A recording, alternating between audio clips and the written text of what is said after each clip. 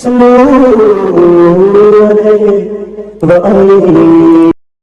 علیکم ورحمۃ اللہ وبرکاتہ۔ خیر مقدم ہے آپ کا فدا نامے میں۔ دوستو آج کی اس ویڈیو میں ہم حضرت شیخ المشائخ محب الاولیاء محسن ملت حضرت سید علی احمد اشرفی فردوسی چشتی نعمتی علیہ رحمت رضوان کا ذکر خیر کر رہے ہیں۔ بر صغیر پاک و ہند روئے زمین کا وہ مردم خیز خطہ ہے جس کی گود میں پیدا ہونے والے عظیم دانشوروں کے افکار و خیالات نے شکستہ انسانیت کو ایک نئی زندگی بخشی، اور جو اپنی عمدہ قیادت اور آفاقی فکر و نظر سے لوگوں کے اذہان کو جلا اور قوت بخشتے رہے۔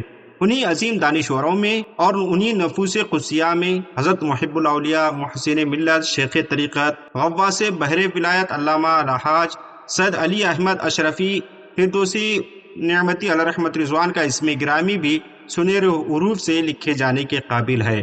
آپ آفاقی فکر و نظر کے حامل، پرعزم حرکت و عمل کی چلتی پھرتی تصویر، جہد مسلسل صحیح پیکر، اخلاق و وفا کے پیکر جمیل، عمل و کردار کے سیل رواں اور گوناگوں فضائل و کمالات کے جامع تھے۔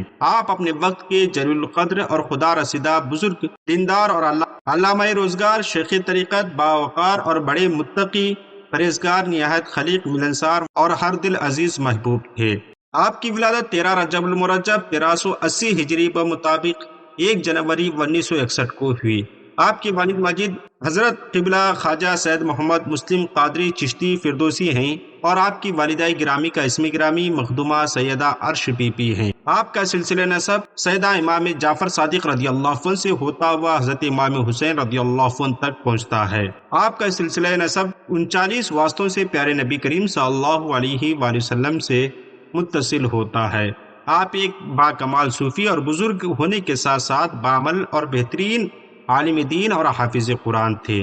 آپ اپنی چھوٹی سی عمر میں گھر بار چھوڑ کر تنہا تعلیم حاصل کرنے کے لیے ممبئی آئے، اور ممبئی میں دارالمحمدیہ میں اپنا داخلہ لیا، اور ممبئی ہی میں مقیم رہ کر عالم و حافظ ہونے کے ساتھ ساتھ حضور اشرف العلماء حضرت علامہ سید شاہ حامد اشرف اشرفی جیلانی علیہ رحمت رضوان سے شرف بیعت حاصل کیا، اور سلسلے اشرفیہ منوریہ کی خلافت اور اجازت حاصل کی۔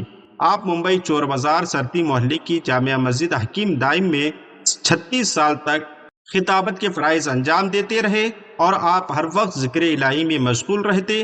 اکثر اوقات آپ قرآن مجید کی تلاوت فرمایا کرتے۔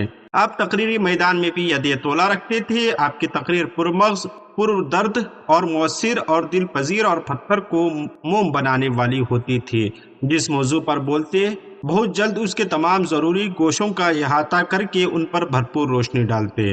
آپ نے سینکڑوں بار ہند کے مختلف اکناف و اطراف میں تبلیغ دین کی خاطر اسفار فرمائے۔ لاکھوں افراد آپ کی تقریر سے متاثر ہوئے، اور آپ کی پر اثر تقریر نے جہاں درجنوں لوگوں کو کمالات کے 7ویں آسمان تک پہنچایا، تو وہیں دوسری طرف ہزاروں بدعقیدہ گمراہ وہابی دیوبندیوں کو دین مصطفیٰ کی طرف لائے، اور مسلک اعلیٰ حضرت کے داعی اور مبلغ بنائے۔ آپ کا وصال 29 محرم الحرام کو ملک نیپال میں ہوا۔ اپنے مریدین اور محبین اور متوسلین کے درمیان آپ وہیں پردہ فرما گئے، اور آپ کی مزار مبارک بکوا درگاہ چوکی گونڈا یو پی میں واقع ہے۔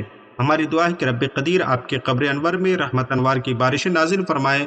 ملتے ہیں اگلی ویڈیو میں۔ السلام علیکم۔